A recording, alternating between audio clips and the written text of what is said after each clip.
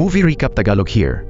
Sa kalaliman ng gabi sa pinakasikat na entertainment district sa Gangnam, lihim na nagsasagawa ng raid ang isang special operations team na pinamumunuan ni Captain Dongwoo sa isang nightclub. Gumamit sila ng blowtorch upang butasan ang pader bilang pasukan, at eksaktong sandaling iyon ay dumating ang kanyang kasamahan kasama ang mga tauhan nito. Galit na tinanong kung ano ang ginagawa ni Dongwoo. Sa seryosong tono, sinabi ni Dongwoo na siya ang mananagot sa lahat at walang pag-aalinlangang pinangunahan ang kanyang team papasok sa nightclub sa pamamagitan ng isang lihim na daanan. Sa loob ay isang eksenang puno ng walang kontrol na kasiyahan. Ipinahudyat ni Dongwoo sa kanyang mga tauhan na patayin ang lahat ng musika sa club. Ang mga bisitang nagsasaya ay agad nagalit nang maputol ang kanilang kasiyahan. Malakas na inanunsyo ng kanyang team na lahat ay inaaresto dahil sa paggamit ng ilegal na droga. Sa isang iglap, nagkagulo ang lugar at agad na sumugod ang pulisya upang hulihin at dalhin ang mga salarin pabalik sa istasyon. Matapos makontrol ang sitwasyon, lumapit si Dongwoo sa isang sulok ng nightclub, malalim ang iniisip habang nakatitig sa pader sa kanyang harapan. Sa sandaling iyon, lumapit ang kanyang kasamahan na tila magiliw at masayang ibinalita na nalutas niya ang isang malaking kaso at nais niyang ibimbitahan si Dongwoo upang magdiwang. Nagtaka si Dongwoo kung bakit gusto siyang ilayo agad, lalo na't may dalawang tauhan itong tila tinatakpan ng pader sa likod nila. Naiinis, itinaboy ni Dongwoo ang kamay nito. Bagamat nagkunwari siyang sasama, nang makakuha ng pagkakataon, bigla siyang sumugod lampas sa dalawang tauhan at dumiretso sa pader. Malakas niya itong sinipa hanggang bumukas ang isang lihim na pinto na naglantad ng isa pang tagong daanan. Lumingon si Dongwoo upang balaan ang kanyang kasamahan at agad na humingi ng backup sa kanyang team. Mag-isa siyang pumasok. Unti-unting kumapal ang usok na nagtakip sa buong daanan. Gamit ang kanyang husay bilang pulis, agad siyang sumugod sa storage room kung saan nagmula ang apoy. Pagdating niya roon, nakita niya ang isang estrangherong pilit sinisira ang lahat ng ebidensya. Galit na sumugod si Dongwoo sa suspek, na sa takot ay naghagis ng kung ano-anong bagay upang makatakas. Ngunit hindi basta-basta ang kanyang kalaban. Mabilis na nakaiwas si Dongwoo sa mga ibinato at agad nagbago ng direksyon upang pabagsakin ang suspek. Nagkaroon ng matinding sagupaan. Sa sobrang galit, paulit-ulit na sinuntok ng suspek ang mukha ni Dongwoo. Nang tangkay nitong tumakas, mabilis na isinagawa ni Dongwoo ang isang leg sweep at pinabagsak ito. Saka marahas na tinanggal ang suot nitong maskara. Sa sandaling iyon, dumating ang kanyang team at nagulat nang madiskubring pulis pala ang suspek. Ang maletang dala nito ay puno ng ilegal na droga at agad itong dinala pabalik sa istasyon. Si Dongwoo mismo ang nagsagawa ng interogasyon. Nakiusap ang suspek na patawarin siya, ngunit matigas ang pagtanggi ni Dongwoo. Sa galit, iginiit ng suspek na hindi nauunawaan ni Dongwoo ang panganib na kanyang kinakaharap at sinabi nitong bahagi sila ng isang napakadelikadong organisasyon. Hindi lamang ang suspek kundi pati ang mga konektado rito sa loob ng departamento ng pulisya ay inaresto rin.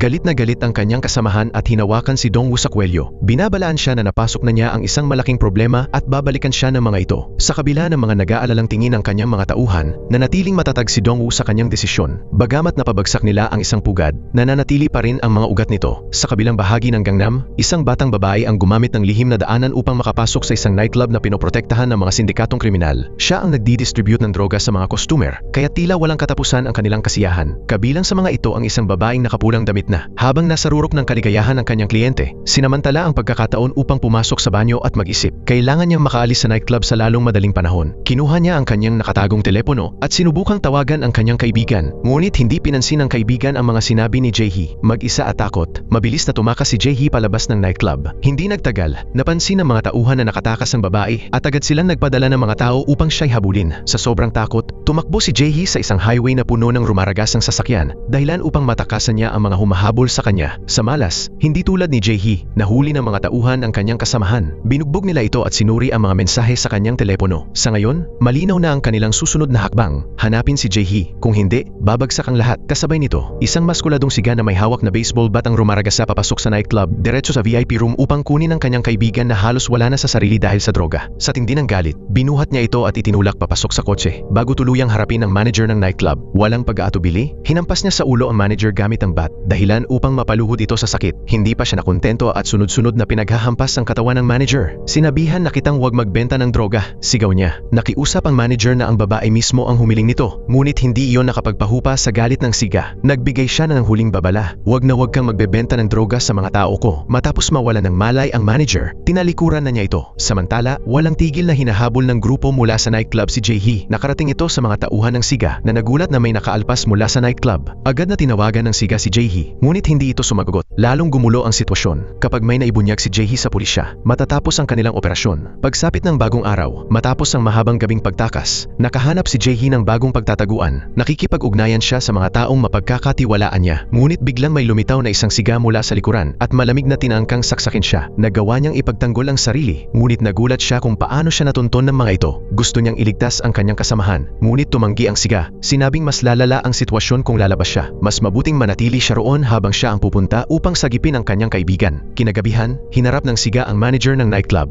Pagkakita pa lang sa kanya, agad na ikinandado ng manager ang pinto ng kotse sa takot. Ngunit sa sobrang galit, binasag ng siga ang bintana at hinila palabas ang manager. Galit na galit, tinanong niya kung saan nila dinala ang babae. Sa panginginig, isiniwalat ng manager na dinala ito sa isang hotel. Matapos makuha ang impormasyong ito, malakas na isinara ng siga ang trunk ng kotse at agad na umalis. Samantala, ang dinukot na babae ay dinadala sa isang marangyang silid, napapaligiran ng mga kilalang partygoer sa lugar. Takot ang babae, napagtantong napunta siya sa isang pugad ng mga demonyo, napapalibutan ng droga at bisyo. Isang lalaking may suot na sapatos na balat ang lumapit, at tila iyon na ang katapusan niya. Pagsapit ng siga, wala na siyang naabutan. Patay na ang babae, nakahandusay sa gitna ng kalat ng mga ipinagbabawal na sangkap. Sumapit ang panibagong araw. Habang nagpapatrolya si Dongwoo, napansin niya ang isang lasing na binatang mayaman. Ang presensya ni Dongwoo ay agad nagdulot ng kaba sa mga pulis na kasama niya. Nakaramdam siya ng kahina-hinala kaya ipinahinto niya ang sasakyan para inspeksyonin. Bagamat balak sana ng mga pulis na palampasin ang binata, lumapit si Dongwoo. Nang makita ang mapanghamong tingin nito, naginit ang ulo ni Dongwoo. Mabilis niyang sinuri ang sasakyan, at nang buksan niya ang trunk, agad siyang inabutan ng binata ng makapal na pera. Ngunit nanatiling matatag si Dongwoo. Pilit niyang binuksan ang paper bag at nadiskubre ang laman nito. Sa galit, sinuntok siya ng binata at tinanong kung sino sa tingin niya ang kanyang sarili. Walang pag-aatubili. Gumanti si Dongwoo at pinabagsak ang binata. Inutusan niya ang mga pulis na dalhin ito sa istasyon para sa karagdagang investigasyon. Galit na galit ang hepe ng pulisya dahil sa paghawak ni Dongwoo sa isang miyembro ng underworld. Sa sandaling iyon, dumating ang isang commissioner. Halatang iritado dahil hindi sinasagot ni Dongwoo ang kanyang mga tawag. Pinapunta niya si Dongwoo sa labas para sa pribadong usapan. Matapos ang kamakailang pagsalakay sa nightclub, inilipat si Dongwoo sa isang liblib na probinsya. May dalang pakiusap ang commissioner at iniabot ang isang file. Ipinaliwanag niya na ang buong unit ay kasalukuyang naghahanap kay Jaehee, isang mahalagang susi upang tuluyang mabuwag ang operasyon ng Maitui. Kaya kailangan nilang ipagpatuloy ni Dongwoo ang investigasyon. Ngunit tinanggihan ito ni Dongwoo. Tiniyak ng commissioner na hindi siya pahihirapan ng pulisya. Ang mga taong kanyang inaresto ay dati niyang mga kasamahan. Pinagtaksilan siya ng mga ito,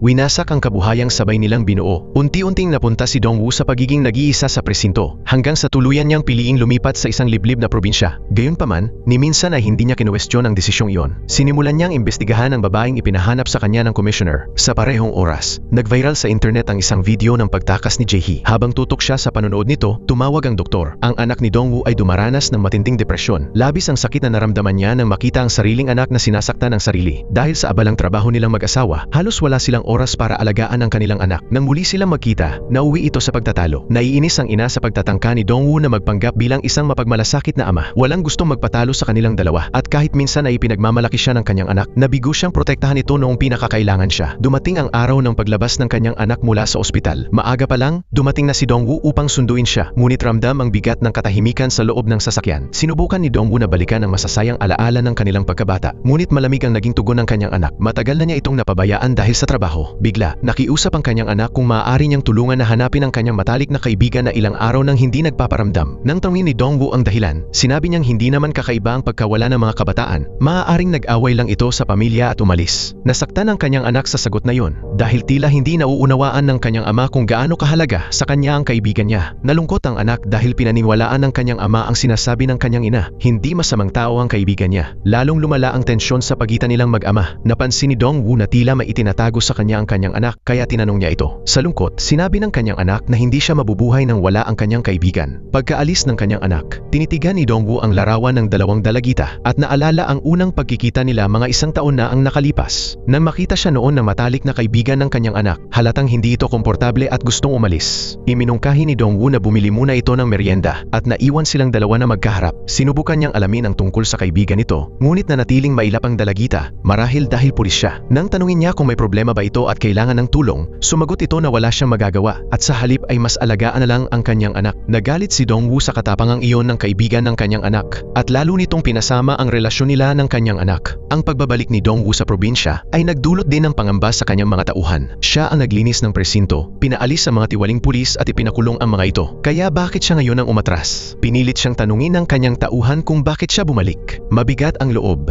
Sinabi sinabi ni Dongwoo ang totoo. Ang anak niya ay may matalik na kaibigan na kilala sa masamang reputasyon, may kaso ng pagnanakaw at pananakit. Ipinakita ni Dongwoo ang larawan sa kanyang tauhan na agad na pagtantong konektado ang dalagita sa isang organisasyon ng mga broker. Matapos makulong ng 6 na buwan, nakalaya rin ang mga ito. Maingat na sinuri ni Dongwoo ang isang video at napansin na lahat ng miyembro ng organisasyon ay may kakaibang tattoo sa kanilang mga braso. Biglang nakilala ni Dongwoo ang isang siga. Siya ang leader ng organisasyong iyon. Mga 3 taon na ang nakalipas. Sa isang raid sa pugad ng mga broker, nagwala ang sigang iyon nang may maglakas loob na agawin ang kanyang mga kliyente. Kahit nahuli na ng pulis ang kalaban, sumugod pa rin siya at marahas na binugbog ito. Isang kayabangang hindi malilimutan ni Dongwoo. Siya rin ang may pananagutan sa paglipat ng mga ilegal na kalakal at kapag may nasirang produkto, siya ang naglilinis ng kalat. Nang makita ni Dongwoo na wala na itong silbi, ipinag-utos niyang palayain ang siga noon. Bumalik sa kasalukuyan, ang kaso ng nawawalang babae ay pinakikialaman na ng prosekusyon at nagtataka si Dongwoo kung bakit sila nakikisangkot. Nilimitahan ang akses sa lahat ng datos ng investigasyon. Kasabay nito, isang espesyal na cleanup crew mula sa underground world ang ipinadala sa hotel. Kumpleto sa kagamitan. Pumasok sila sa silid na nireserba ng kliyente, isang lugar na wasak at kailangang linisin. Lumapit ang isa sa kanila sa bathtub at nagulat nang mapansing wala roon ang babaeng hinihingi ng kliyente. Agad na nagsimulang halughugin ng grupo ang bawat sulok ng silid.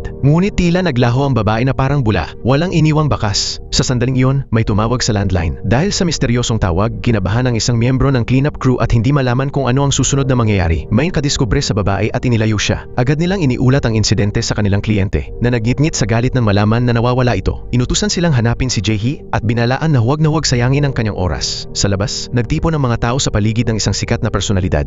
Nanatili itong kalmado, huminga ng malalim, at ngumiti habang bumababa. Isang halimaw na nagkukubli sa anyong tao. Samantala, sa isang istasyon ng tren, isang janitor ang kinilabutan nang matagpuan ang walang buhay na katawan ng isang babae na nakahandusay sa bangko. Naiulat na ang insidenteng ito sa pulisya. Dahil sa kakulangan ng beteranong tauhan, muling naitalaga si Dongwoo sa kaso. Ngunit nang makita siya ng kanyang mga kasamahan, hayagan nilang ipinakita ang kanilang pagkainis at diretsahang sinabi na huwag siyang makialam sa kanilang trabaho. Anuman ang kanilang matuklasan, hindi nila ito ibabahagi sa kanya. Nadismaya si Dongwoo habang isa-isang umaalis ang kanyang mga kasamahan. Bagamat inaasahan na niya ang ganitong reaksyon, masasakit pa rin ito para sa kanya. Matagal na rin mula nang huli siyang bumalik sa dati niyang teritoryo. Kaya agad niyang kinontak ang kanyang mga koneksyon sa underground. Pagbalik niya sa Gangnam, natakot ang mga gangster sa kanyang presensya. Alam nilang si Dongwoo ay hindi kayang suhulan. Tinanong ng leader ng grupo kung bakit siya bumalik matapos ang 3 taon at sinabi ni Dongwoo na may iniimbestigahan siyang tao. Hindi natuwa ang leader nang humingi si Dongwoo ng tulong upang hanapin ang isang tao. Ipinakita ni Dongwoo ang isang complaint form at sinabing kung hindi siya tutulungan, magsasampa siya ng kaso. Ang hinahanap ni Dongwoo ay isang siga. Dinala siya ng leader sa isang impormante. Pagkakita sa larawan ng siga, sinabi ng impormante na ang pangalan nito ay Gil-ho, isang kilalang drug dealer sa kanilang mundo. Ngunit aminado siyang hindi pa niya ito nakakaharap ng personal. Sa inis, pinilit ng leader ang impormante na sabihin kung nasaan si Gil-ho, ngunit wala itong maibigay na eksaktong lokasyon. Kamakailan, magulo ang kalagayan sa underground. Isa sa mga tauhan ni Gil-ho ang namatay sa isang hotel, at ang isa naman, si Jae-hee, ay nawawala. Nagtaka si Dongwoo kung si Jae-hee ba ang babaeng nasa larawan. Ngunit sinabi ng impormante na hindi niya ito kilala. Pagsapit ng panibagong araw, nakatanggap si Gil-ho ng malaking halaga ng pera. Magulo ang buong Gangnam dahil sa kanya. Nagtaka ang kanyang kaibigan kung ano ang plano niya. Sa galit, ibinunyag ni Gil-ho na pinatay ang isa sa kanyang mga babae, kaya nais niyang maghiganti sa may kagagawa nito. Nag-alala ang kanyang kaibigan. Sinabing kung itutuloy niya ito, tiyak na mapapahamak din siya. Ngunit binaliwala iyon ni Gil-ho. Pagsapit ng gabi, nagmaneho siya patungo sa isang lihim na tagpuan sa ilalim ng tulay, kung saan sinalubong siya ng isang lalaking puno ng tattoo na pinagsabihan siya dahil sa kaguluhang dulot niya sa Gangnam. Sinabi ng lalaki na may kliyenteng gustong sponsoran si Jae-hee. Ngunit walang pakialam si Gil-ho. Sa halip, galit na galit niyang kinuha ang baseball bat mula sa trunk at walang habas na pinaghahampas ang lalaking may tattoo. Sa takot, nakiusap ang lalaki na patawarin siya. Nag-alok pa ito na kung ibibigay ni Gil-ho si Jae-hee sa kanyang kliyente, ibibigay nila ang kahit anong nais niya. Ngunit sa matinding galit, lalo pa siyang hinampas ni Gil-ho at iginiit na gusto niyang makipagkita mismo sa kliyente at kailangang manatiling lihim ito. Agad pumayag ang lalaking may tattoo. Bago umalis, sinira ni Gil-ho ang side mirror ng kotse nito bilang babala. Pagkatapos, nagtungo ang lalaking may tattoo upang makipagkita sa kanyang kliyente, habang ang star naman ay kalmadong naglalaro ng video game sa loob ng sasakyan. Ikinuwento ng lalaking may tattoo ang nangyari kay Gil-ho habang nagtataka kung kailan kikilos ang star. Nainis ang star nang maglakas loob ang lalaking may tattoo na galawin ang kanyang mga gamit ng walang pahintulot, kaya agad niya itong pinagsabihan.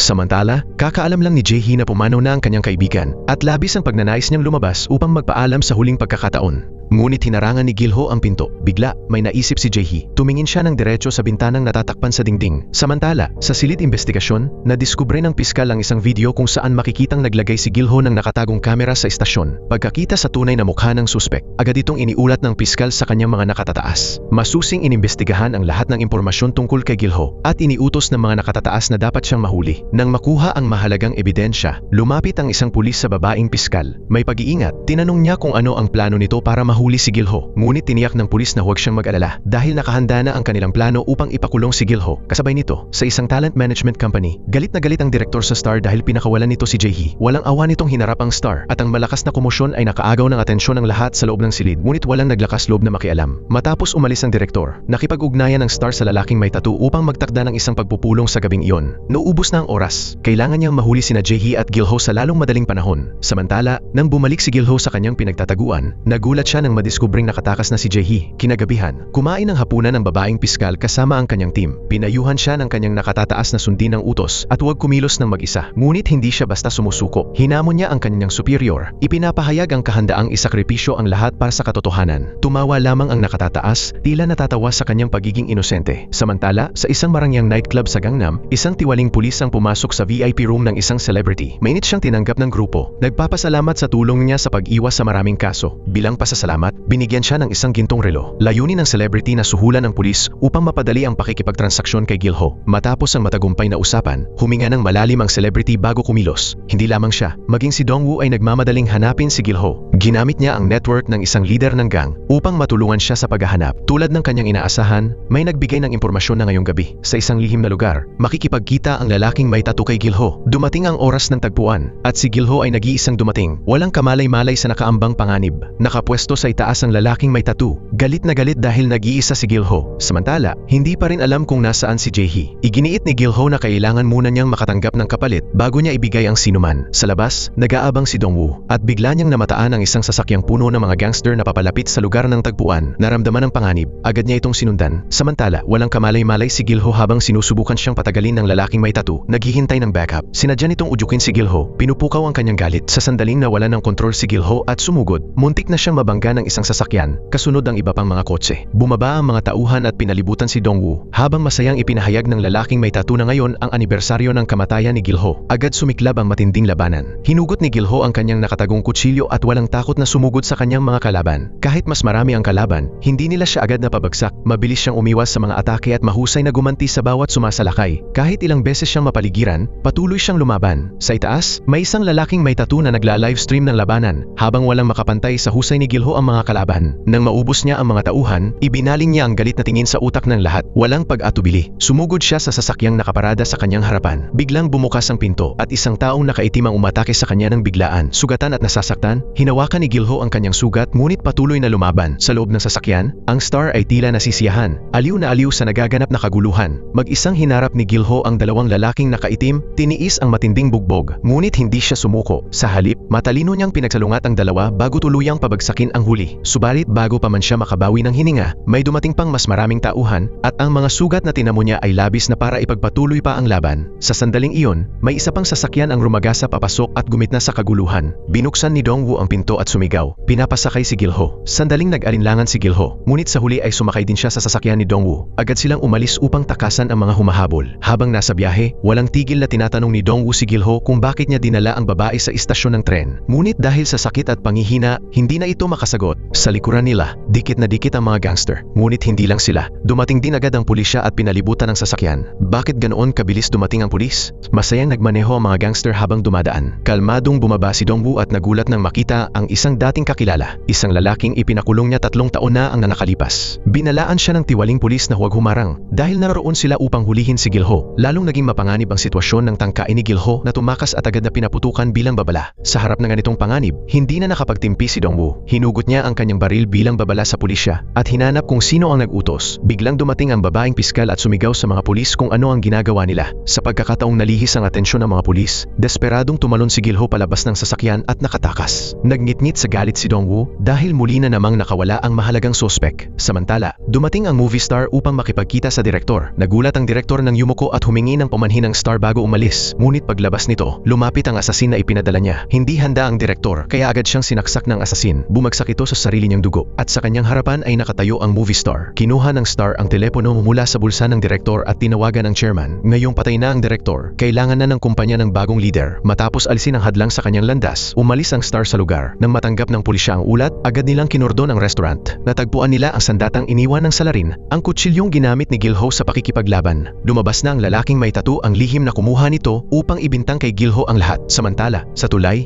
galit na hinarap ni Dongwoo ang piskal at tinanong kung siya ba ang may hawak ng kaso at kung bakit agresibong hinahabol ng pulisya ang isang nawawalang suspek. Nainsulto ang piskal at tinanong kung bakit niya dapat pagtuunan ng pansin ang isang kahina-hinalang tao. Galit na sumigaw si Dongwoo na ang pulisya mismo ang bumaril sa isang taong malubha na ang sugat. Hindi naniwala ang piskal sa kanyang sinabi. Binalaan siya ni Dongwoo na huwag na niyang uulitin ang ganoong bagay at hindi mahalaga kung sino ang nasa likod nito. Papunta na siya sa pinakamasamang kahihinatnan. Pagkatapos noon, umalis si Dongwoo at tumawag sa isang commissioner upang iulat ang nangyari. Pinaghinalaan ng commissioner na maaaring plano ito ng chief prosecutor at tinanong si Dongwoo kung kailangan niya ng tulong. Matatag na sinabi ni Dongwoo na kailangan niya ang sarili niyang team. Samantala, kinumpronta ng babaeng piskal ang kanyang superior. Tinatanong kung bakit ganoon ang naging utos. Dapat daw ay pinaliwanag muna ng maayos bago ibinigay sa kanya ang kaso. Naiinis ang superior sa kanyang pagsuway at habang nag-aalinlangan siya, sinabi nitong may isa na namang brutal na insidente sa Gangnam. Nagulat ang piskal sa panibagong kaso at agad na nagmaneho papunta sa nightclub upang mag-imbestiga. Hindi siya komportable sa maingay at magulong kapaligiran ng lugar kung saan masiglang nagpapasaya ng mga tao ang isang performer. Lumapit ang isang lalaking may tattoo upang ipaalam sa performer na hinahanap siya ng piskal. Pagkatapos ng pagtatanghal, pumasok ang star sa isang pribadong silid upang kausapin ang piskal. Masayang nagbuhos ng inumin ang lalaki at inanyayahan ang piskal na sumabay. Ngunit tumanggi ito. Malamig ang tono ng piskal nang tanungin niya kung kasama ba nitong kumain ang biktima. Kalmadong inamin ng performer na oo, kumain sila. Ngunit nauna siyang umalis. Bago pa man makasagot ng maayos ang piskal, mausisa namang nagtanong ang star kung may pahintulot ba ng kanyang mga nakatataas ang pagpunta niya roon. Nagulat ang piskal nang malaman na kilala nito ang kanyang boss. Ngumiti ang star at sinabing malapit ang kanilang relasyon. Upang patunayan ito, hiniram niya ang telepono ng piskal at agad nagpadala ng friend request sa sarili niya. Idinagdag pa niya na kung talagang nais niyang mahuli si Gilho, kailangan niyang maglatag ng mas maingat na bitag. Maingat na nagtanong ang piskal, tila kumbinsidong buhay pa si Gilho. Nag-alok ang star na tulungan siyang hanapin at ipakulong ito. Mabilis natapos ang usapan at bago umalis ang piskal, tinanong niya kung alam ba nito kung sino ang huling nakausap ng biktima bago ito namatay. Ipinahiwatig ng star na hindi rin siya sigurado. Pagkatapos, binigyan niya ang piskal ng isang regalo at sinabing tawagan siya kung may kailangan ito. Sa galit, itinapon ng piskal ang kahon ng regalo sa basurahan at umalis. Bumalik siya sa opisina upang ipagpatuloy ang investigasyon at tinutusan ang kanyang mga tauhan na tipunin ang lahat ng dokumento tungkol sa star. Bago pa man makaalis ang kanyang tauhan, may ibinalita itong bagong impormasyon. Ayon sa paunang ulat, natagpuan ang fingerprint ni Gilho sa sandatang ginamit sa krimen. Samantala, sa isang sirang opisina, nagawa ni Dongwoo na makuha ang unang miyembro ng kanyang team,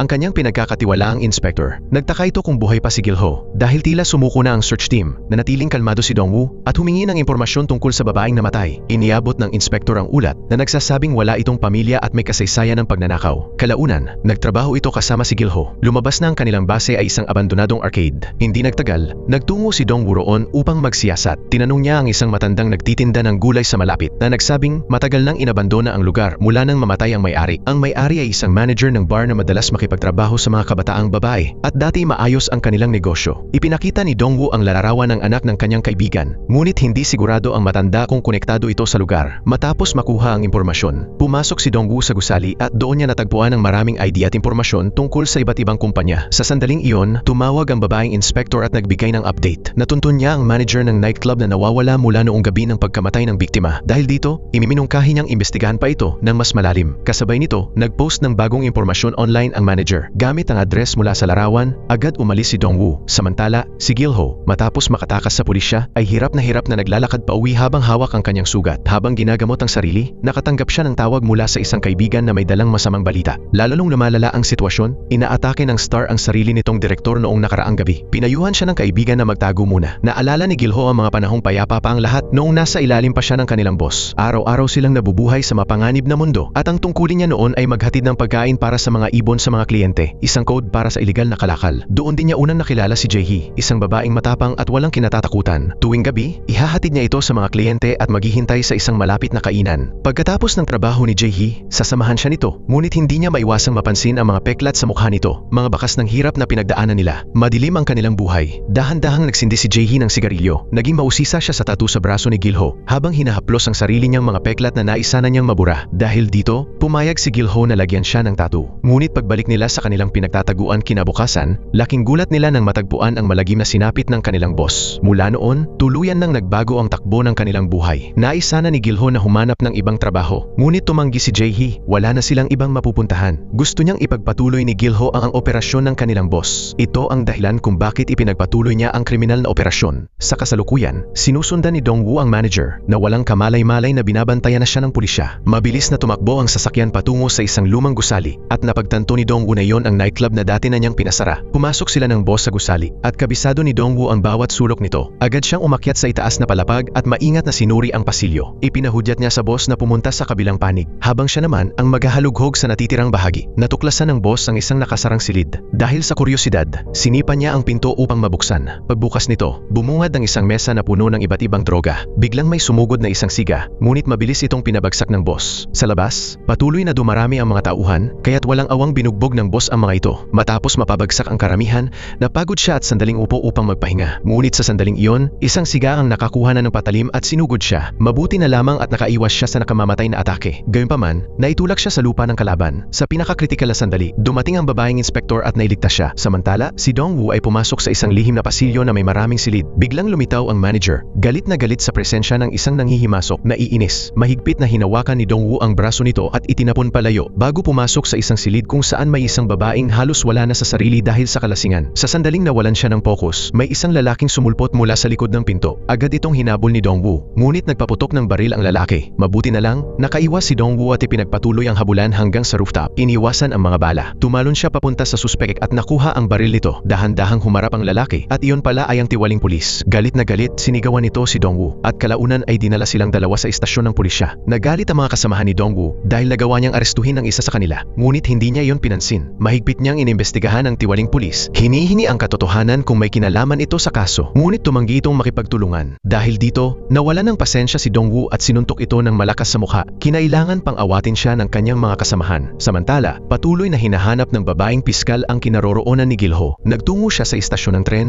kung saan may iniwang baka si Gilho tungkol sa babae. Sa harap mismo ng upuan ay may isang larawan ng star. Sa sandaling iyon, tumawag ang kanyang tauhan at sinabing natagpuan na nila ang tiyahin ng nasawing babae. Hindi sinasadyang narinig ito ng babaeng nakaupo na walang iba kundi si Jae-hee. Napansin ng piskal ang kakaibang kilos nito. Nang lapitan niya ito, agad namang sumakay sa tren ang dalagita. Paglingon ng piskal, nakita niya ang isang bulaklak na nakalagay sa ilalim ng upuan. Malinaw na palatandaan na kilala ng taong iyon ang biktima. Pagsapit ng panibagong araw, inutusan ng nakatataas ang babaeng piskal na tanggalin sa pwesto ang tiwaling pulis. Ngunit nag-alinlangan siya, natatakot sa posibleng paghihiganti nito. Nainis ang kanyang superior sa kanyang pag-aatubili. Pagkatapos umalis sa opisina, binisita ng piskal ang tiwaling pulis sa kulungan at pinayuhan itong umamin upang mapagaan ang parusa nito. Biglang sinabi ng pulis na sumusunod lamang siya sa utos ng kanyang nakatataas, na ikinagulat ng piskal. Nakiusap ito na tawagan ang kanyang pamilya at pumayag ang piskal. Habang binibigay nito ang numero, bigla nitong nabanggit ang pangalan ng isang celebrity na ikinagulat ng piskal. Matapos maibigay ang impormasyon, agad umalis ang pulis at nagpadala ng mensahe sa celebrity. Hindi siya mamamatay ng mag-isa. Sa sandaling iyon, tumawag ang lalaking may tattoo sa celebrity at ibinalitang dumating na si Gilho sa nightclub. Nataranta ang lalaking may tattoo nang makita si Gilho na sumugod papalapit, kaya agad siyang tumawag ng pulis. Nang makita ang pulisya, agad na umalis si Gilho sa lugar. Noong gabing iyon, tumawag ang suspek sa piskal at nagpahayag ng kagustuhang makipagkasundo sa isang babaeng piskal. Agad siyang nagtungo sa opisina ni Dongwoo na ikinagulat nito dahil sa biglaang pagdating niya. Ipinaalam ng babaeng piskal na aamin ang suspek kinabukasan. Ngunit nagduda si Dongwoo sa kanilang sinasabi. Ibinunyag ng piskal na may nakilala siyang isang babae na tila kaibigan ng biktima. Agad namang ipinakita ni Dongwoo ang larawan ng matalik na kaibigan ng kanyang anak at nang makumpirma ito ng piskal, napasigaw siya sa hindi makapaniwala. Iminungkahi ng babaeng piskal na makipagtulungan kay Dongwoo at binigyang diin ang kahalagahan ng pagbabahagi ng kanilang mga ebidensya. Ikinuwento ni Dongwoo na ang babaeng nasa larawan ay matalik na kaibigan ng kanyang anak at siya rin ang babaeng nakita ng piskal. Si Jae-hee ay nagtatago na ngayon at determinado si Dongwoo na hanapin siya upang mailigtas ang kanyang anak. Sa sandaling iyon, tumawag ang celebrity at hiniling na pumunta ang piskal sa kanyang nightclub. Nagulat ang piskal nang sabihin ng celebrity na nahuli na niya si Gilho at pinayuhan siyang huwag maniwala sa mga salita ng suspek. Ayon sa kanya, malamang ay komportable lang ang suspek sa kulungan at may mga taong handang tumulong dito na makatakas. Nainis ang babaeng piskal sa malabong pahiwatig ng celebrity. Ngumiti ito at nagtakda ng pagkikita sa hating gabi bago ibinaba ang tawag. Naiirita si Dongwoo sa pakikipag-ugnayan ng piskal sa celebrity. Tiniyak naman ng piskal na hindi niya kailangang pagkatiwalaan siya, ngunit kumpiyansa siyang mahuhuli nila ang mga ito.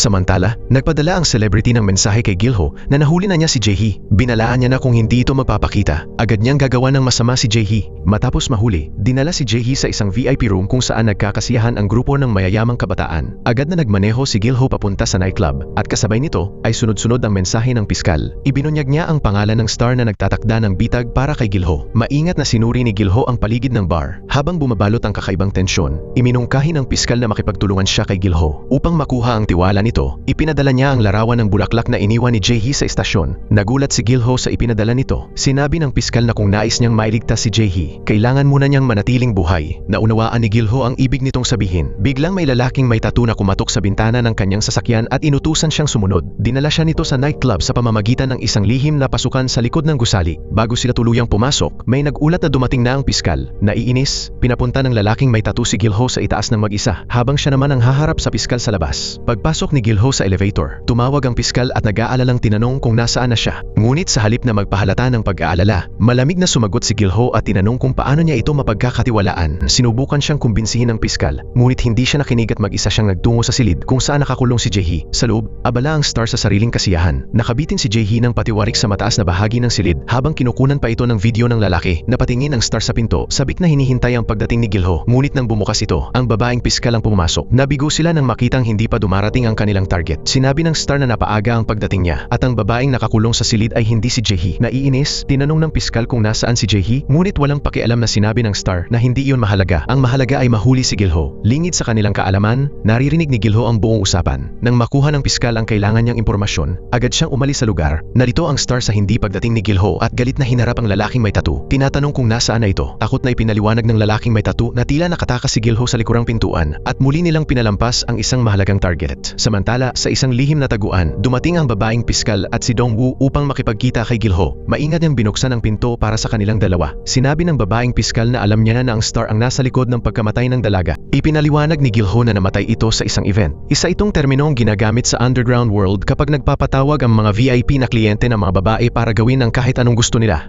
Kapag namatay ang mga babae, may cremation team na dumarating para itapon ang mga bangkay. Nabigla ang babaeng piskal sa ganitong kalulupit na krimen, habang si Gilho naman ay medyo nagulat na wala siyang alam tungkol dito. Nagtaka si Dongwoo kung bakit iniwan ni Gilho ang bangkay sa pantalan. Napabuntong hininga si Gilho at sinabing kung ginawa niya iyon, kahit papaano ay magpapanggap ang pulis na magsasagawa ng investigasyon. Tinanong ng babaeng piskal kung bakit pursigidong hulihin ng star si Jaehee. Hinuha ni Gilho na baka may natuklasan si Jaehee na napakalaking sikreto. Pagsapit ng bagong araw, maaga pa lang ay pumunta na si Jaehee sa isang hair salon kung saan nakatagpo niya ang dati niyang katrabaho. Gusto niya manghiram ng 3 milyong won sa kaibigan at sabay nagtanong tungkol sa isang star. Binanggit ng kaibigan na magdaraos ito ng selebrasyon dahil sa pagkuha nito ng isang nightclub at bukod pa roon ay malaki ang itinaas na mga bonus. Nang marinig ito, nairita ang kaibigan dahil sila ang nahihirapan dahil sa isang pabigat. Nang makita ni Jaehee kung paano minaliit ang kanyang kaibigan, nagalit siya sa ganitong asal. Binalaan siya ng kaibigan na huwag na mapahamak palalo. Samantala, sa ilalim ng isang tulay, nakikipagkita ang star sa chief officer. Nagalit na galit dahil pinakialaman ng star ang problema ng direktor. Sumagot ang star na nilinis na niya ang lahat para sa direktor. Kung hindi, malalantad ang lahat. Iginiit pa niya na kailangang kontrolin ng chief officer ang kanyang mga tauhan, lalo na pagdating sa babaeng piskal at kay Dongwoo. May malaking event ngayong gabi at ayaw niyang maabala ang kanyang nightclub. Nagbanta ang chief officer na kung hindi agad mahanap ng star si Jaehee at ang tape, hindi siya tutulungan nito. Makalipas ang ilang sandali, tinawagan ng chief officer ang babaeng piskal ngunit hindi siya sumagot. Nagtaka si Dongwoo at tinanong kung pinaghihinalaan ba niya na sangkot ang chief officer. Kinumpirma ng babaeng piskal na wala siyang palalampasin. Kahit pa ang kalaban ay ang chief officer. Biglang nakaisip ng plano ang babaeng piskal. Ngunit kailangan niya ang tulong ni Dongwoo. Magkasama silang nagpunta upang makipagkita sa commissioner. Ipinahayag nila ang kanilang hinala na sangkot ang chief sa sindikatong ito. Hindi kumbinsido ang commissioner sa kanilang mga paratang. Alam ng babaeng piskal na may koneksyon ang commissioner sa mga inspector at kapag hinawakan nila ang kaso, siguradong mahuhuli nila ang utak sa likod nito. Tinitigan ng commissioner ang babaeng piskal. Halatang wala siyang balak makipagtulungan. Ngunit bago siya tuluyang umalis, biglang nagtanong ang babaeng piskal kung alam ba niyang ililipat ang chief sa presidential office. Tama? Ngayong pareho na sila ng layunin. Bakit hindi sila magtulungan upang pabagsakin ang chief? Matapos pumayag ang commissioner, nakuha nila ang suporta ng isang senior inspector. Ang lugar ng kanilang pagpupulong ay ang lihim na base ni Gilho. Binalaan siya ng inspector na kapag nagsimula na sila, magiging delikado ang lahat.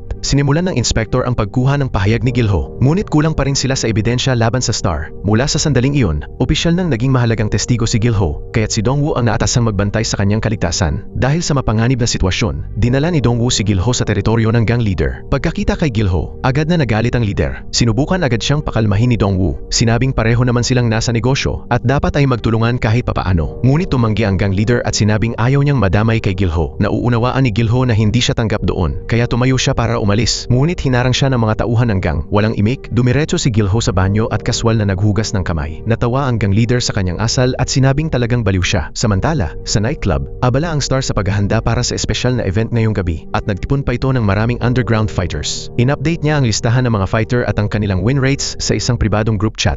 Naghihintay na may tumaya. Habang naglalaro siya, biglang may sumugod na isang lalaking may tattoo. Nagalit ang star sa pang-istorbo, pero nagpakita ang lalaki ng mahalagang regalo. Ang katrabaho ni Jae-hee na nagtaksil sa matalik na kaibigan ni Gilho. Dinala nila ang lalaki sa isang bar at binugbog. Sinunog pa siya ng lalaking may tattoo gamit ang sigarilyo. Plano nilang gamitin ang kaibigan ni Gilho bilang pain. Pagsapit ng dapit hapon, nakatanggap si Dongwoo ng ulat na darating ang cremation team sa hotel. Hindi sila basta-basta. Maaaring magpalit sila ng pagkakakilanlan. Tinanong ni Gilho kung bakit gustong hanapin ni Dongwoo si Jae-hee. Napabuntong hininga si Dongwoo at ipinaliwanag na kaibigan ito ng kanyang anak. Nang marinig ang tungkol sa kanyang anak, nagulat si Gilho. Ilang beses na niyang nakitang magkasama si Jae-hee at ang anak nito. Galit na tinanong ni Dongwoo kung si Gilho ba ang pumilit sa kanyang anak na magpatato. Itinanggi ito ni Gilho at sinabing magkaibigan lang sila. Nainis si Dongwoo sa relasyon ng anak niya kay Gilho. Dahil sa maling paratang, nainis si Gilho at gumanti ng tanong. Nakita na ba niya ang mga paso sa mga braso ng kanyang anak? Mas mabuti ba ang tattoo kaysa sa maraming peklat? Ano ba ang ginawa niya para maranasan iyon ng anak niya? Napatahimik si Dongwoo at napagtanto ang pagkukulang niya bilang ama. Umalis si Gilho. Naaalala ang unang pagkakataon na dinala ni Jae-hee ang kaibigan nito.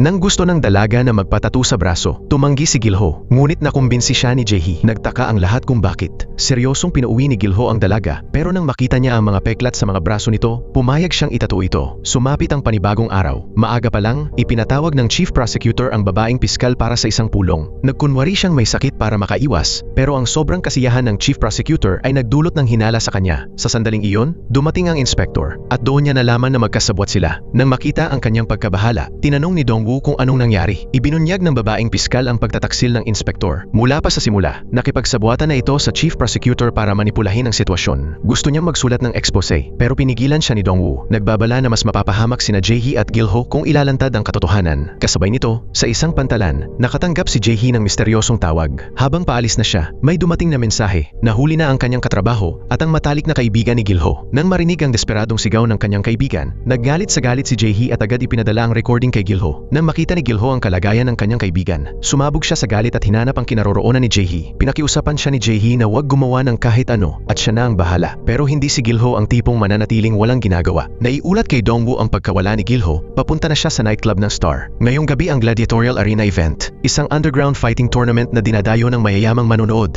Binalaan ni Dongwoo si Gilho na huwag padalos-dalos dahil sa panganib, pero hindi siya pinakinggan. Determinado si Gilho na ayusin ito sa sarili niyang paraan. Samantala, si Jae-hee, matapos mag-ayos, ay nakapasok sa nightclub sa pamamagitan ng sadyang pagharang sa kotse ng isang mayamang lalaki. Ang Gladiatorial Arena ay ginaganap sa isang lihim na underground level, isang paboritong lugar ng mga elite sa lungsod. Malaki ang premyo para sa kampeon. Nagsimula ang laban. Parang mga mababangis na hayop ang mga mandirigma, walang awa sa isa't isa. Isa-isang bumagsak ang mga fighter, hinihila palabas at itinatapon sa isang sulok. Dugo at karahasan ang bumalot sa arena. Dumating si Gilho at maingat na tinanggal ang maskara ng isang talunang fighter. Ang nakita niya ay lalo lamang nagpasiklab ng kanyang galit. Samantala, tuwang-tuwa ang Star habang tumataas ang bilang ng nanonood. Habang abala ang lahat sa arena, palihim na nakapasok si Jae-hee sa likod at natulala sa nakita ang kanyang bugbog na katrabaho. Samantala, sa entrada, dumating ang isang gang boss kasama ang kanyang mga tauhan, sinasabing tinawag sila bilang backup. Ngunit itinanggi ng mga gwardya na may ganitong utos. Iniutos ng boss na ipasok ang kanilang sasakyan sa pamamagitan ng pagbangga. Agad itong pinalibutan ng mga gwardya. Sinamantala ang kaguluhan, nakalusot ang babaeng piskal at si Dongwoo papunta sa lihim na underground level. Naibalita sa Star ang pagdating ni Jae-hee. Napangisi siya. Alam niyang kusang nahulog ito sa kanyang patibong. Lumapit siya rito at tinanong kung nasa kanya ba ang recording. Inilabas niya ang kanyang cellphone. Agad itong kinuha ng Star, pero nang tingnan niya, wala pala roong recording. Biglang inatake siya ni Jae-hee. Nakaiwas ang Star, at sa galit ay malakas niyang sinipa si Jae-hee. Napasigaw siya at nagbanta na ilalabas niya sa internet ang recording kapag sinaktan siya. Dahil sa sobrang galit, hiniwa ng Star ang mukha ni Jae-hee. Matapos iyon, bumalik siya sa underground level. Biglang may isang estrangherong sumugod sa fighting stage, si Gilho, na naroon para maningil. Galit na galit siyang lumaban. Isa-isang pinabagsak ang kanyang mga kalaban. Nang bumagsak bumagsak ang huling kalaban, tinanggal ni Gilho ang kanyang maskara at galit na hinanap si Jae-hee. Masayang iniutos ng Star na dalhin si Jae-hee. Nang makita ni Gilho ang duguan nitong mukha, tuluyan siyang nawalan ng kontrol. Hindi pa tapos ang laban. Naglabas ang lalaking may tattoo ng mas maraming fighter. Armado pa ang ilan at sabay-sabay nilang sinalakay si Gilho. Dahil sa pagod, tinanggap ni Gilho ang mga suntok at sipa. Tiniis ang lahat para sa kanyang kaibigan. Biglang may tauhan na nagulat na napalibutan na ng pulis ang gusali. Kailangan na nilang tumakas, pero tumanggi ang Star na iwan ng malaking halagang pera. Nagwala siya habang nagsisimula ng umalis ang mga bisita.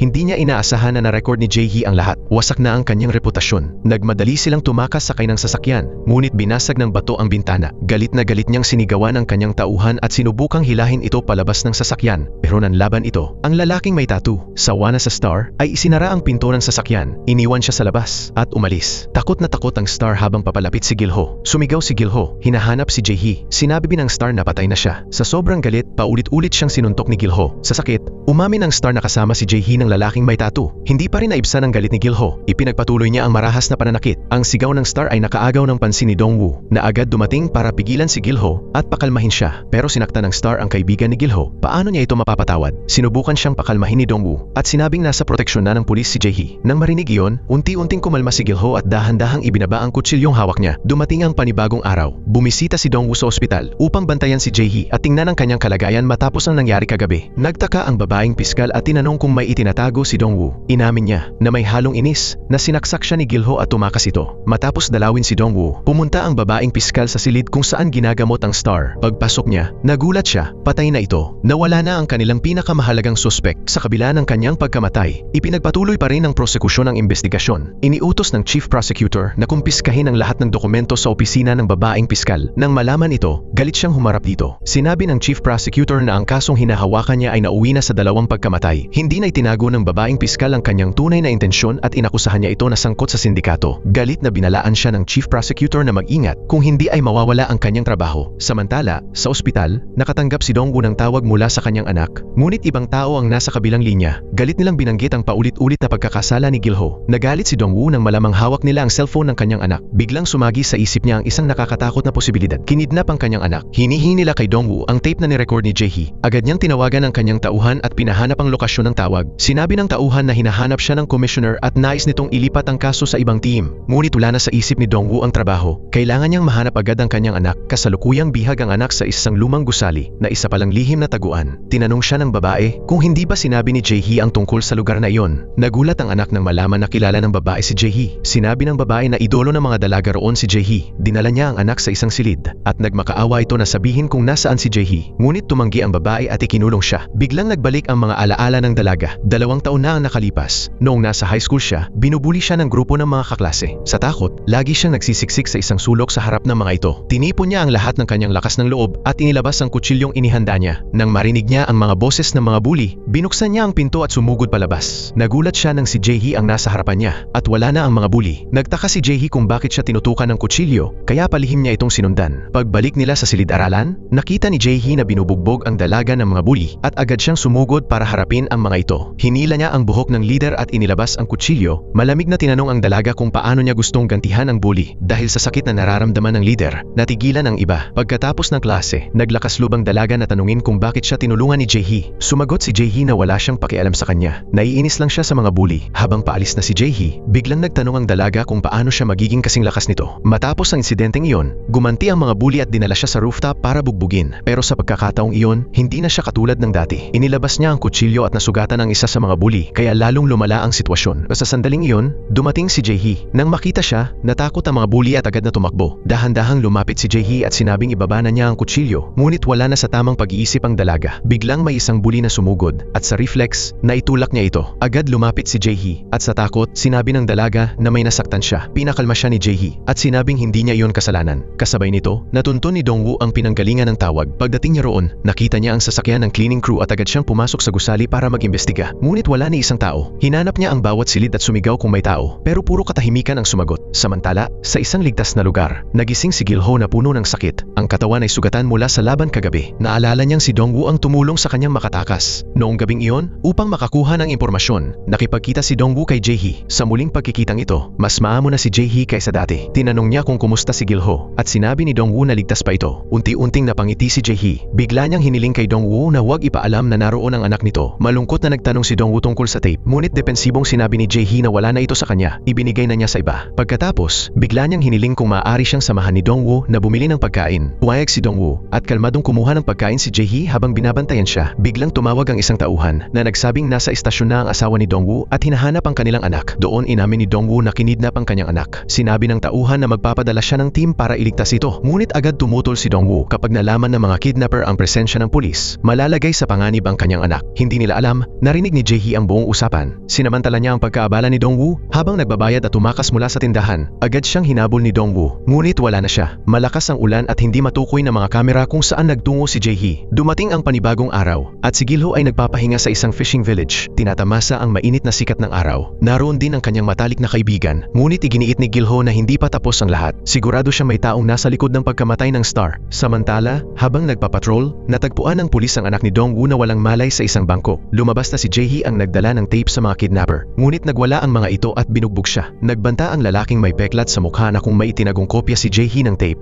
papatayin siya. Matapos ang ilang araw na pagkakabihag, sa wakas ay nakauwi na ang anak ni Dongwoo. Nang makita niyang ligtas ang kanyang anak, naunawaan niya kung ano ang ginawa ni Jae-hee. Ngayon, nasa kamay na siya ng lalaking may peklat at hindi siya basta-bastang pakakawalan nito. Gayunpaman, may isang babaeng nagtaksil sa lalaking iyon na naghanda ng sasakyan at ruta ng pagtakas para kay Jae-hee. Ayaw na niyang magdusa pa si Jae-hee, ngunit alam ni Jae-hee ang kapalit ng pagtataksil. Siguradong papatayin ang babaeng iyon, kaya tinanggihan ni Jae-hee ang tulong. Sa halip, may iisang bagay siyang hiniling na iparating ang isang mensahe kay Gil-ho. Kasabay nito, aktibong hinahanap ni Dongwoo si Jae-hee. Ipinaalam ng kanyang boss na magla-live na ito. Maingat na tiningnan ni Dongwoo ang screen at bigla niyang napagtanto na iyon ang gusali ng cleaning crew. Agad siyang nagmaneho papunta roon at nagmamadaling pumasok para hanapin si Jae-hee. Ngunit ang natagpuan niya ay ang taguan ng sindikato. Samantala, naka-live na si Jae-hee. Biglang may kapansing tauhan kay Dongwoo at mabilis niya itong pinatumba. Nasa surveillance room siya at sa mga monitor ay nakita niyang nagla-live si Jae-hee. Sa sandaling iyon, lumitaw ang lalaking may peklat at bigla siyang inatake. Isang suntok na nagpatumba kay Dongwoo. Sa sakit at kawalan ng lakas para lumaban, nakita ni Dongwoo ang isang matandang lalaki na pumasok at sinabing wala siyang dapat gawin doon. Biglang may malakas na ingay. Binasag ni Jae-hee ang salamin sa likod niya. Dahan-dahan siyang lumapit sa bintana at natakot ang mga tauhan ng sindikato nang makita siyang nakatayo roon. Sumigaw si Jae-hee na siya ang magpapasya sa sarili niyang kapalaran. Umatras siya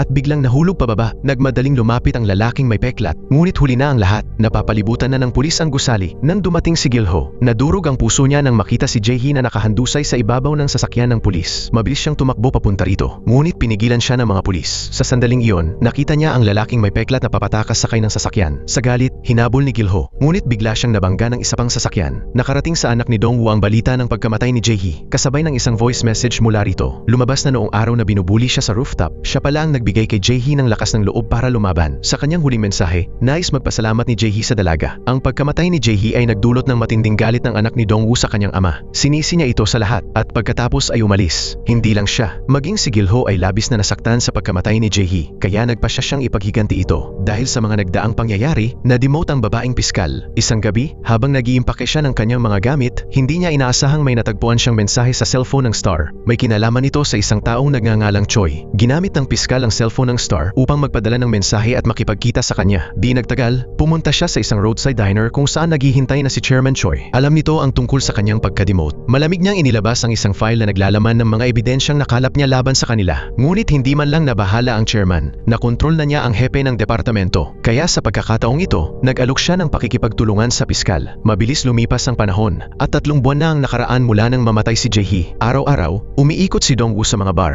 Masusing sinusuri ang bawat sulok na tila may hinahanap. Sa sandaling iyon, may isang dalagang lumabas mula sa isang nightclub at basta na lang sumakay sa sasakyan ni Dongwoo. Ngayon, isa na siyang transporter. Nang makita ang pasa sa mukha ng dalaga, inabutan niya ito ng salaming pang-araw. Matapos niya itong ihatid sa isang marangyang villa, nakahinga siya ng maluwag at naghanda ng umalis. Biglang may pumasok na panibagong order, kaya agad siyang umalis para sunduin ang susunod na kliyente. Sa pagtatapos ng araw, bumalik si Dongwoo sa kanilang base. Naging transporter si Dongwoo upang imbestigahan ang taong nasa likod ng lahat, ang nagtulak kay Jae-hee sa sukdulan. 3 buwan na ang lumipas mula nang huli siyang makipag-ugnayan sa iba. Naalala niya ang araw na nakipagkita siya sa commissioner kung saan sinabi niyang magre-resign na siya. Galit ang commissioner dahil sumusuko si Dongwoo sa kalagitnaan. Sinabi nito na hindi kasalanan ni Dongwoo ang pagkamatay ni Jae-hee, ngunit hindi iyon matanggap ng konsensya ni Dongwoo kaya hindi na niya kayang magpatuloy bilang pulis. Hindi lang si Dongwoo, si Gil-ho rin ay palihim na nag-iimbestiga kay Chairman Choi. Maingat niyang minamasdan ang mga tauhan nito at nang umalis ang mga ito, agad niya silang sinundan. Nang makita niyang pumasok ang mga tauhan sa isang bar, mabilis niyang kinuha ang isang lata ng gasolina na inihanda niya. Tahimik siyang tumawid at pumasok sa bar. Pagkakita pa lang sa kanya, natakot na agad ang manager. Sumulot si Gilho ng isang supot ng candy at tinanong kung ano yon. Ipinaliwanag ng manager na bagong produkto iyon ng kumpanya. Wala nang sinabi si Gilho, ibinuhos niya ang gasolina sa buong inventaryo. Sumigaw ang manager na ang chairman ang may gawa nito. Ngunit sa matinding galit, sinunog ni Gilho ang lahat. Sumapit ang panibagong araw at mula umaga pa lang, napapalibutan na ng mga reporter ang babaeng piskal. Siya ang nanguna sa investigasyon ng pagkawala sa Gangnam. Isang mausisang reporter ang nagbunyag na mula nang makipagtulungan siya kay Chairman Choi, mabilis umangat ang kanyang karera. Nang gabing iyon, naghintay si Dong-woo sa labas ng opisina ng piskal. Paglabas nito, agad niya itong tinawag at tinanong kung bakit niya agad isinara ang kaso. Sinabi ng piskal na hindi sapat ang ebidensyang ipinakita ni Dong-woo, kaya tinapos niya ang kaso. Pinayuhan pa niya si Dong-woo na umalis na lamang. Samantala, sa isang VIP room, nagdiriwang ang mga opisyal kasama si Chairman Choi. Ngunit halatang hindi sang-ayon ang department chief sa mga desisyon ng chairman. Nagalit ang chairman dahil tinututulan siya ng chief, kaya matapos ang party, nagtakda siya ng pribadong pagpupulong. Sinabi ng chief na malaki ang isinakripisyo niya para makuha ang video at nararapat lang na mabigyan siya ng kapalit. Tahimik lamang na minasdan siya ng chairman. Kinabukasan, habang nasa opisina, ipinaalam sa chief na iniimbestigahan na siya. Naiinis itong nagtanong kung sino ang nasa likod nito at lumabas na ang piskal ang may utos mula mismo sa chairman. Matapos makuha ang suporta ng mayor, nag-ulat ang piskal sa chairman na nagbigay naman ng ebidensya ng katiwalian ng chief. Hindi na nakatiis ang chief. Galit na galit siyang sumugod sa opisina ng piskal at tinanong kung bakit siya nito pinagtaksilan. Naiinis ang piskal sa kanyang pagmamaliit at sinabing wala na siya sa ilalim ng kanyang kontrol. Sa sandaling iyon, dumating ang tauhan ng chief at ibinalitang nakumpiska na ng opisina ng piskal ang lahat ng dokumento nito. Tuluyan nang nagalit ang chief. Hindi niya matanggap na ginalaw siya ng piskal. Ngumiti ang piskal at inilabas ang warrant of arrest. Agad siyang sinamahan palabas ng mga opisyal ng departamento. Bago umalis, nagbanta ang chief na darating ang araw na pagsisisihan niya ang ginawa niya. Kinagabihan, umuwi si Dong-woo gaya ng dati. Ngunit napansin niyang may pumasok sa kanyang bahay. Agad siyang kumuha ng fire extinguisher at sumugod sa loob. Nagulat ang nang himasok nang makita siya. Hindi ito dumating para manakit, kundi para makipag-usap. Hindi niya mahanap ang anak ni Dong-woo. Sinabi raw ng dalaga na may kailangan siyang gawin at bigla na lang nawala. Matapos ang pag-uusap, ipinagpatuloy ni Dong-woo ang kanyang investigasyon sa underground world. Bigla niyang nakita ang isang babaeng nagmamadaling tumakbo papunta sa likuran, kaya sinundan niya ito. Hindi niya inaasahan na makikita ang isa sa kanyang kliyente na malubhang nasugatan. Hindi alam ni Dong-woo na sinusundan din sila ni Gilho. Nagulat si Gilho nang makita si Dong-woo na nagtatrabaho bilang transporter. Pagkatapos, dinala ni Dong-woo ang dalaga para magpagamot. Habang kukunin niya ang sasakyan, bigla siyang inatake mula sa likod. Si Gilho iyon, galit na galit. Walang awa siyang binugbog si Dong-woo. Pinaalala na siya ang nangakong poprotekta kay Jae-hee. Sa sakit, humingi ng tawad si Dong-woo. Ngunit huli na ang lahat. Pagkatapos, tumalikod si Gilho at umakyat upang harapin ang babae. Binalaan niya si Dong-woo na ginagamit lang siya ng babae, pero hindi ito nagulat. Pagkatapos, tinanong ni Gilho kung nasaan ang lalaking may peklat sa mukha. Samantala, sinusundan ng isang tauhan ng piskal. Palihim na tinutunto ng kanyang sasakyan hanggang sa isang marangyang gusali. Kalmadong pumasok ang piskal sa research facility at para sa seguridad, sinuri muna siya ng mga bodyguard. Matapos ang inspeksyon, pinapasok siya. Sa loob, sabik na naghihintay ang chairman. Ibinigay ng piskal ang mga dokumento ng investigasyon at tila dumating na ang oras para ilantad ang katotohanan. Ang kumpanya ng chairman ay gumagawa ng isang droga na nagdudulot ng matinding euphoria. Ang mga gumagamit nito ay nakararanas ng labis na kasiyahan at excitement. Matapos makatanggap ng tip, dumating si Dong-woo sa research facility upang mag-imbestiga. Bigla niyang napansin ang isang kahina-hinalang sasakyan. Ito pala ang transportasyon ng droga. Sa sandaling iyon, biglang nag-activate ang account ng kanyang anak at napagtanto niyang naroon din ito. Agad siyang pumasok upang mag-imbestiga. Nakita ni Dong-woo ang maraming taong may suot na headphone at sumasayaw. Sa malayo, may nakita siyang lalaking maghahalik sa isang dalaga at kinabahan siya na baka anak niya iyon, kaya agad siyang lumapit. Mabuti na lang, hindi iyon ang kanyang anak. Nagalit ang nobyo ng dalaga sa panghihimasok ni Dong-woo, kaya nagkagulo. Agad namang dumating ang mga gwardya upang awatin sila. Galit na galit si Dong-woo at lumaban sa sinumang humahawak sa kanya. Bigla niyang nakita ang kanyang anak na naglalakad. Sa galit, pinabagsak niya ang mga gwardya at hinabol ito. Ngunit nakalak ang pinto. Sumulyap sa kanya ang kanyang anak bago sumakay sa elevator. Walang magawa si Dong-woo kundi panoorin itong umalis. Pilit hinahabol, ngunit papalayo na ang sasakyan. Sa sandaling iyon, dumating ang lalaking may peklat at diretso niyang binangga si Dong-woo. Galit na galit siya dahil palaging nakikialam ang pulis sa kanilang operasyon. Kaya iniutos niyang patumbahin si Dong-woo at dalhin ito. Habang paalis na sila, biglang dumating si Gilho at binangga ang kanilang sasakyan. Dumating siya para sa paghihiganti. Mabilis na binuksan ni Gilho ang trunk upang iligtas si Dong-woo. Nang matiyak niyang ligtas ito, hinarap niya ang matagal na niyang kaaway. Galit na galit ang lalaking may peklat at itinuro ang peklat sa kanyang mukha, isang sugat na gawa ni Gilho noong nakaraan. Noon, sa tinding galit, inatake ni Gilho ang lalaki at kahit bugbog siya, nagawa niyang mag-iwan ng malalim na marka sa mukha nito. Ngayon na ang pagkakataon para makaganti. Naglabas si Gilho ng nakatagong kutsilyo, handang lumaban. Biglang umalingaw-ngaw ang sirena ng pulis at nataranta ang mga tauhan. Sinabing paparating ang pulis dahil may droga sa sasakyan. Galit na nag-utos ang lalaking may peklat na umatras sila. Matapos umalis ang mga kalaban, dinala ni Gilho si Dongwoo sa ligtas na lugar. Nakiusap si Dongwoo kay Gilho na sabihin kung nasaan ang mga iyon. Nagulat si Gilho na iniisip pa rin niya ang mga iyon. Sa sakit, ipinaliwanag ni Dongwoo na sumali ang kanyang anak sa underground world at gustong magiganti para kay Jae-hee. Sa halip na maawa, malamig na sinabi ni Gilho na ngayon lang niya tunay na naintindihan kung ano ang pakiramdam na mawalan ng mahal sa buhay.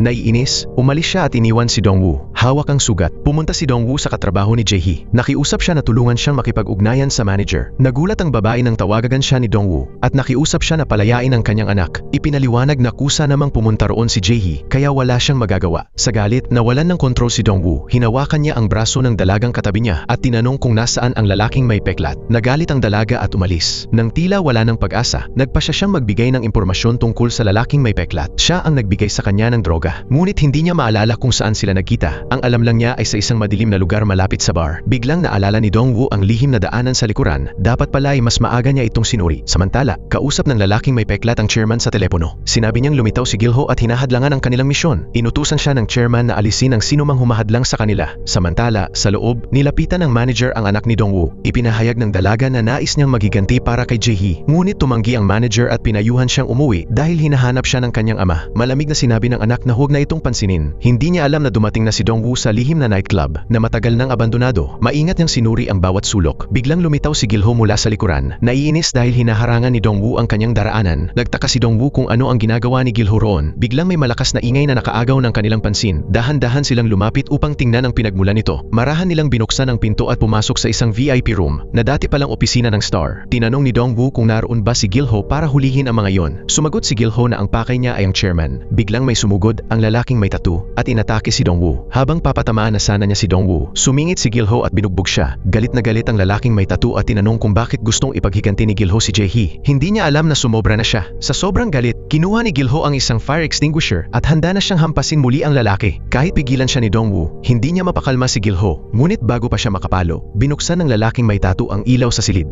Natigilan si Gilho nang makita niyang puno ito ng droga. Galit niyang tinali ang lalaking may tattoo na sa takot ay paulit-ulit na nagsasabing wala siyang alam. Umupo si Dongwoo sa harap nito at mahinahong nagtanong kung nasaan ang chairman. Ibinunyag ng lalaki na naghahanda sila para sa isang espesyal na party. Samantala, isa-isang sinusuri ng lalaking may peklat ang mga gamit. Habang kinakabahang lumapit sa kanya ang manager, nagbanta siya na kung magkakamali ito, may kapalit iyon. Sa sandaling iyon, may tauhan na nagbalita na tumawag ang lalaking may tattoo. Nagalit ang lalaking may peklat nang marinig na nakapasok sina Gilho at Dongwoo sa gusali. Nakiusap ang lalaking may tattoo na puntahan siya at iligtas. Pagkatapos ng tawag, nagmakaawa ang lalaking may tattoo kay Gilho na pakawalan siya. Umaasang makakatakas. Ngunit sinuntok siya ni Gilho at nawalan siya ng malay. Habang hinihintay nila ang pagdating ng lalaking may peklat, nag-usap sina Dongwoo at Gilho. Biglang napansin ni Dongwoo ang isang nakatagong kamera sa loob ng isang painting at doon nila napagtanto na nalinlang sila. Sa sandaling iyon, tumawag ang manager kay Dongwoo at sinabi na naghahanda na ang kanyang anak na maghiganti para kay Jae-hee. May hiling ito kay Dongwoo. Iligtas ang lahat ng mga dalagang naroon dahil ayaw na niyang magdusa pa ang mga ito.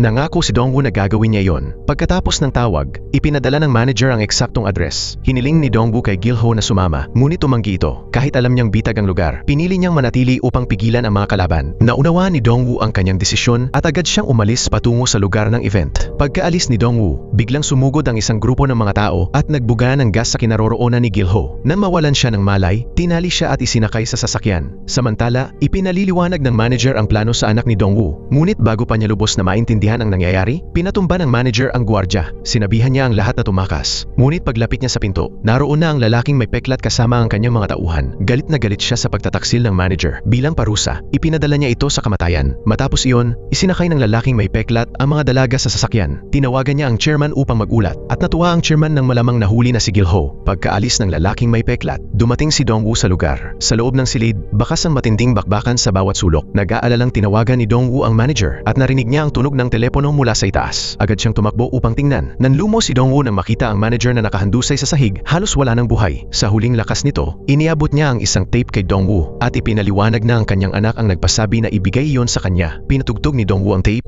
Laman nito ang lihim na itinago ni Jae-hee. Sa video, makikita ang chairman at ilang opisyal na gumagamit ng droga. Ngunit sa halip na sila mismo ang gumamit, ibinibigay nila ito sa mga dalaga. Agad na ipinadala ni Dongwoo ang tape sa kanyang tauhan. Ito ang pinakamahalagang ebidensya laban sa kanila. Ang tauhan na iyon na lang ang tanging taong mapagkakatiwalaan ni Dongwoo. Nagpadala ito ng larawan ng babaeng piskal. Nasa isang kahinahinalang sitwasyon kasama ang chairman. Natulala si Dongwoo nang mapagtanto niyang pinagtaksilan siya. Biglang may dumating na mensahe. Nakipagkita si Dongwoo sa assistant ng babaeng piskal na nagsabing iniimbestigahan nila ang chairman. Sinuri ni Dongwoo ang mga dokumentong kanilang nakalap. Pagkatapos, tinanong niya kung nasaan ang babaeng piskal. Agad niya itong tinawagan at sinabing ilalabas niya ang tape kapalit ng proteksyon para sa kanyang anak. Pagkatapos ng tawag, pumunta ang babaeng piskal upang makipagkita sa chairman. Pagpasok niya sa silid, naroon na ang lahat ng opisyal. Ilang sandali pa, pumasok ang chairman at isa-isang binati ang mga ito. Ngunit hindi pa nagsisimula ang laro. Sa labas, may lalaking nakaitim na suit na pumasok at nagulat ang babaeng piskal nang makita ang chief. Dapat ay nasa kulungan na ito. Tumingin siya sa chairman, nang umiti at sinabing napawalang sala na ang chief. Doon napagtanto ng babaeng piskal na matagal na siyang niloloko. Opisyal nang nagsimula ang party at ipinakilala ng chairman ang mga pinakamagagandang dalaga. Sa unahan ay ang anak ni Dongwoo. Iniutos ng chairman sa kanyang mga tauhan na simulan ang pagsubok ng droga. Nais niyang makita ang buong epekto ng bagong substansya. Napagtanto ng mga dalaga na nasa panganib sila at kahit nagmamakaawa, walang balak huminto ang chairman. Hindi lamang sila ginawang test subjects, maging ang mga opisyal sa labas ay natakot sa kanilang nasasaksihan. Malamig na tinanong ng chairman ang mga opisyal kung gusto ba nilang kumita. Unti-unting nagpakita ng sintomas ang mga dalaga,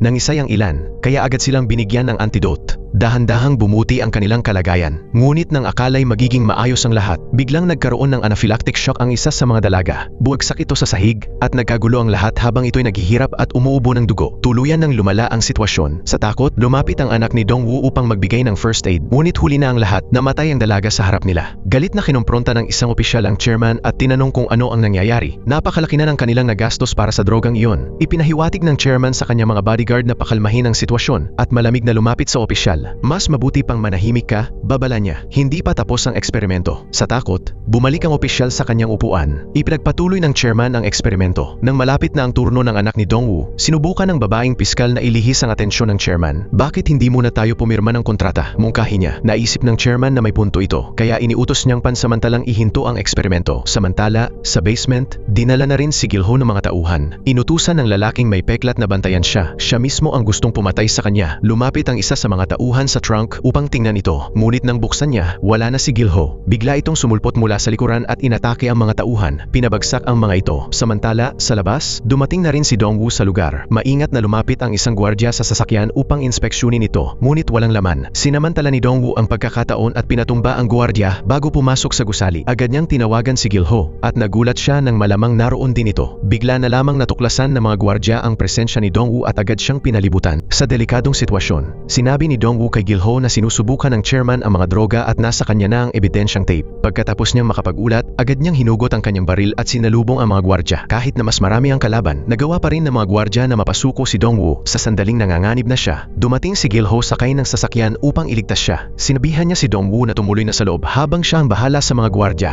Agad na tumakbo si Dongwoo papasok ng gusali, kung saan naghihintay ang lalaking may peklat, kasama ang napakaraming bodyguard na pumalibot sa kanya. Kalmadong inilabas ni Dongwoo ang tape na naglalaman ng matinding ebidensya. Sa VIP room sa taas, nagngit-ngit sa galit ang chairman nang malamang nasa kamay ni Dongwoo ang tape. Sumigaw siya, "Hindi mo na ba kailangan ang tape na yan?" Naging balisa ang mga opisyal. Hindi alam ang nangyayari sa labas. Hindi pinansin ni Dongwoo ang chairman. Gusto ng mga opisyal na malaman ang buong katotohanan. Lalong nagalit ang lalaking may peklat sa ginawang paghamon ni Dongwoo. Walang emosyon na pinindot ni Dongwoo ang send at naipadala ang video sa mga opisyal. Ibinuhos ni Dongwoo ang lahat ng galit at hinanakit na matagal niyang kinimkim. Sa galit, inutusan ng lalaking may peklat ang kanyang mga tauhan na lusubin si Dongwoo at agad siyang pinalibutan ng mga bodyguard. Dahil sa ginawa ni Dongwoo, nagalit ang mga opisyal. Ang chief, sa matinding galit, ay pinunit ang kontrata at sinabing ayaw na niyang makipagtulungan sa chairman. Hindi na ito natiis ng chairman at inutusan ang mga bodyguard na barilin ang chief sa mismong lugar. Natakot ang lahat sa kanyang ginawa. Binalaan niya ang mga ito na mag-isip ng mabuti. Nanginginig sa takot, agad na pumirma ang mga opisyal sa kontrata, isa-isang umalis sa silid. Habang nakikita ni Dongwoo ang pag-alis ng mga ito, galit siyang lumaban sa mga bodyguard, ngunit masyado silang marami. Napasuko siya ng isa sa kanila, ngunit agad dumating si Gilho upang tumulong. Pinagana ni Gilho ang fire protection system at dahan-dahang bumaba ang mga pinto. Nagtanong si Dongwoo kung ano ang ginagawa niya, ngunit desisyon na yun ni Gilho. Sinabi ni Gilho na iligtas na ni Dongwoo ang kanyang anak habang siya ang bahala sa natitira. Mag-isa, hinarap ni Gilho ang mga bodyguard at isa-isang pinabagsak ang mga ito. Sa sandaling iyon, lumitaw ang lalaking may peklat at marahas na inatake si Gilho. Bumagsak si Gilho sa sahig sa sakit, ngunit walang awa ang lalaking may peklat at walang tigil siyang pinahirapan. Dumudugo ang binti ni Gilho habang gumagapang siya sa sahig. Sinakal siya ng lalaking may peklat buklat, balak siyang tuluyang patayin, ngunit minamaliit niya si Gilho. Sa sandaling nagbaba siya ng bantay, mabilis na gumanti si Gilho at inagaw ang kanyang sandata. Agad niya itong sinaksak, at sabay silang bumagsak sa ibabang palapag. Samantala, sa silid, naiwan ang babaeng piskal, takot na nakaharap sa chairman. Nailigpit na ang bangkay ng director. Inutusan ng chairman ang mga bodyguard na ilabas ang huling dalaga. Gusto niyang si anak ni Dongwoo ang magsilbi sa kanya. Biglang binanggit ng dalaga ang pangalang Jae-hee at ikinagalit ito ng chairman. Hinablot niya ang isang sandata at malakas itong itinusok sa kamay ng chairman. Sa sakit, itinulak siya nito pabagsak sa sahig. Sa sandaling iyon, may malakas na ingay mula sa labas at biglang pumasok si Dongwoo sa VIP room. Sa galit, ginawang bihag ng chairman ng dalaga. Nakiusap si Dongwoo na pakawalan ng kanyang anak, ngunit hindi siya pinansin. Sa halip, tinurukan ng chairman ng droga ang anak ni Dongwoo. Agad na sumugod si Dongwoo upang iligtas siya, ngunit hinarang siya ng mga bodyguard. Nang makita niyang naghihirap sa sahig ang kanyang anak, tuluyan nang nagwala si Dongwoo. Pinabagsak niya ang isang bodyguard, inagaw ang baril nito at binaril ito sa binti bago tumakbo papunta sa kanyang anak. Sumugod din ang babaeng piskal upang tumulong. Unti-unting nawawalan ng malay ang kanyang anak. Samantala, sinamantala ng chairman ang pagkakataon at nakatakas. Alam ni Dongwoo ang dapat niyang gawin. Iniwan niya ang kanyang anak sa pangangalaga ng babaeng piskal at mag-isa niyang hinabol ang chairman. Sa matinding galit, pinaputukan ni Dongwoo ang sasakyang sinasakyan ng chairman. Nawalan ito ng kontrol at diretsong bumangga sa sasakyang nasa unahan. Galit na galit, hinablot ni Dongwoo ang kwelyo ng chairman at sunod-sunod itong sinuntok sa mukha. Sa sobrang sakit, bumagsak sa lupa ang chairman. Itinutok ni Dongwoo ang baril sa mukha nito, ngunit hindi man lang nagpakita ng takot ang chairman. Hinamon pa niya si Dongwoo na kalabitin ng gatilyo. Nang akmang paputok na si Dongwoo, narinig niya ang boses ng kanyang anak. Nagkamalay na ito at ayaw niyang may mapatay ang kanyang ama. Sa harap ng mabigat na desisyong iyon, tuluyan nang ibinaba ni Dongwoo ang kanyang baril. Biglang sumulpot si Gilho, inagaw ang baril, at agad na kinalabit ang gatilyo. Tuluyang tinapos ang buhay ng chairman. Biglang bumalik ang mga alaala kay Gilho, at habang pinipilit tiisin ang sakit, kinaladkad niya ang kanyang sugatang katawan palayo. Lalong luminaw sa kanyang isipan ang imahe ni Jae-hee. Sa wakas, naipaghiganti na rin niya ito. Nang matapos ang lahat, lumapit si Dongwoo at mahigpit na niyakap ang kanyang anak. Mabilis na lumipas ang panahon, at binisita ni Dongwoo at ng kanyang anak ang puntod ni Jae-hee. Dati silang matalik na magkaibigan. Punong-puno ng lungkot ang puso ng kanyang anak, kaya't natatakot itong lumapit sa lapida. Kalaunan, naging publiko ang kaso at naharap sa paglilitis ang mga tiwaling opisyal. Isang babaeng piskal ang naglantad ng buong katotohanan. Sa ibaba ng gusali, tahimik na minamasdan ni Dongwoo ang piskal. Naibalik siya sa kanyang posisyon at ipinagpatuloy ang investigasyon laban sa mga underground na sindikato. Isang panibagong laban ang naghihintay, ngunit sa pagkakataong ito, hindi na siya nag-iisa. Kasama niya si Gilho, magkatabing lalaban sa iisang panig. At dito nagtatapos ang pelikula. Maraming salamat sa panonood. Hanggang sa muli, paalam.